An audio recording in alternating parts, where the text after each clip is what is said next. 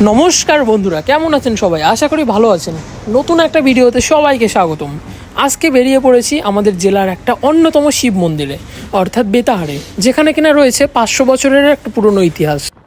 আমার সঙ্গে আজকে যাচ্ছেন সত্যজিৎ দা, কারণ আমরা কিন্তু দুজনে মিলেই জেলার বিভিন্ন জায়গায় ঘুরে বেড়াই।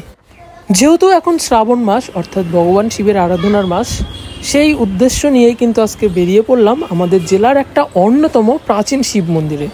এই শিব মন্দিরেরও একটা প্রাচীন ইতিহাস রয়েছে।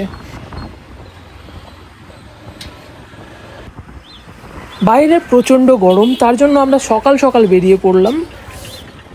আমাদের যেতে এখনো প্রায় 1.5 ঘন্টার মতো লাগবে।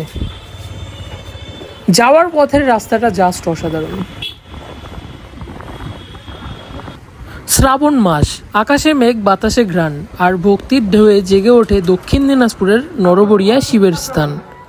ভোর হতেই গ্রামীণ পথ ধরে শুরু হয় ভক্তদের যাত্রা। হাতে জল ঘাট, বুকে বিশ্বাস, ঠোঁটে হর হর মহাদেব একই সুর। গঙ্গা জলে স্নান করানো হয় শিবলিঙ্গকে। বেলপাতা দুতরা আকন্দের সাজে মহাদেব, যেন শ্রাবণ মাসে তাকে নতুন রূপে জাগিয়ে তোলা। প্রতিটি সোমবারই এখানে হয় বিশেষ পূজা। কেউ উপোস থাকেন, কেউ মানত করে আসেন দণ্ডি কেটে। এই বিশ্বাস, এই আবেগ শতাব্দী পেরিয়েও একই রকম।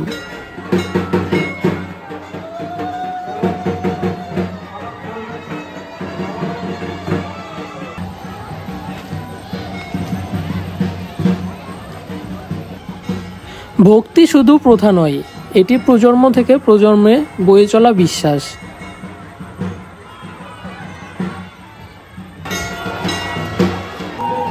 এই মন্দিরে পুজো দিতে আসতে হলে বিশেষ টাইম নিয়ে আসতে হবে, কারণ প্রচণ্ড ভক্তবিন্দু কিন্তু এই মন্দিরে আসেন।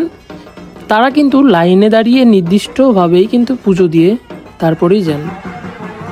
নরবরিয়া শিব মন্দির শুধু একটা পূজার স্থান নয়, এটি এক আত্মিক অনুভব, এক শান্তি, যা আপনি শ্রাবণ মাসে নিজেই এসে বুঝে যাবেন। ভিডিও ভালো লাগলে লাইক করুন, শেয়ার করুন, আর চ্যানেলটা সাবস্ক্রাইব করতে ভুলবেন না। আমরা এখন আরও গ্রামের ভক্তি আর গল্প নিয়ে ফিরবো আবার।